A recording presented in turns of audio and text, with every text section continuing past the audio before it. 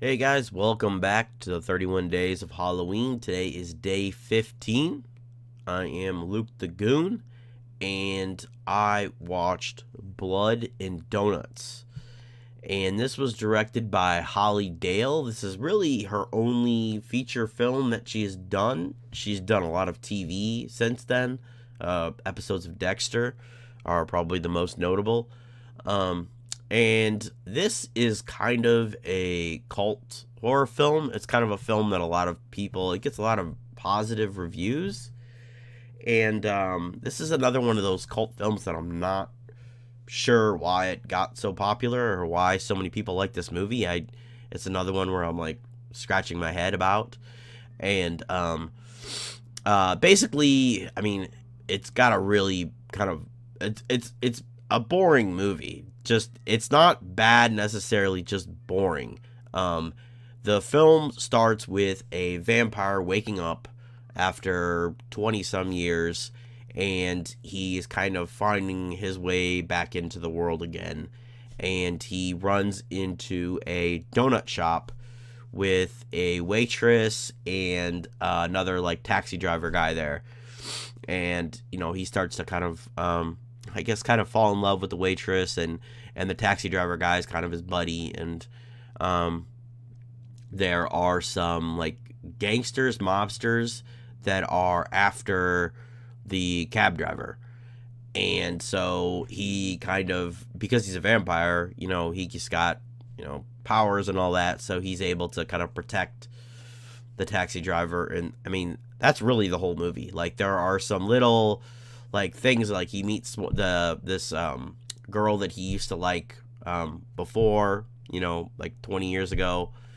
And the lead gangster is played by David Cronenberg. And so that it's always kind of cool to see him in a movie, Nightbreed and things like that. Still sick, by the way. But yeah, it's just so boring. There's not really a whole lot that happens. There is a couple scenes where he kind of does like a little bit of a transformation, a little bit like he goes kind of feral, and those are kind of cool moments. But like, there's really it's not a scary movie at all. There's not one moment in this movie. There's no jump scares. There's nothing. It's just it's kind of like a day in a life of. It's more than a day long, but it's kind of like just this small segment in these people's lives. I mean, I guess it's more important, especially with the ending. But since I mentioned the ending, I didn't really like the ending. I didn't think it fit very well, but I was okay with it, I guess.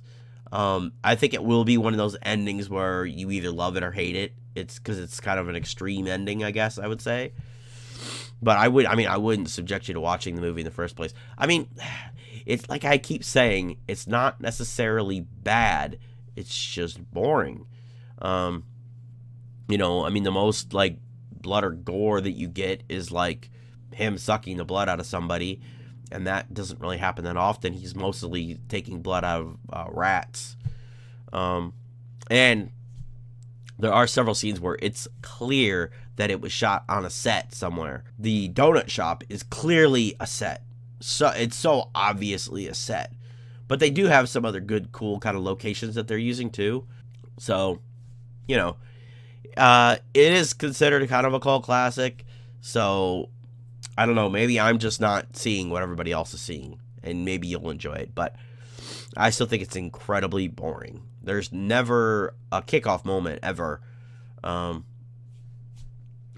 I mean, I have to give it probably like, I'll give it a 2.5. Just because like I said, it wasn't bad. It was just boring.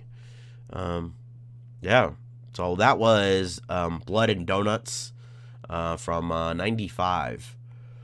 So I think for the next review that I do, I'm going to watch a fan film, which is something I usually don't do. But somebody made kind of like a pseudo sequel to Wes Craven's New Nightmare. And so I'm pretty intrigued. I think it has the original actor in the film. And I'm intrigued to see how somebody else plays Freddy Krueger. So that'll be for tomorrow's review. Hopefully it'll be for tomorrow's review if I can. It's pretty long. I think it's almost like 2.5 hours long. So as long as I can kind of, get into it, I'll be watching that one, and that'll be tomorrow's review. So thank you for watching. Like if you've gotten this far, subscribe if you haven't already, and I will see you guys tomorrow.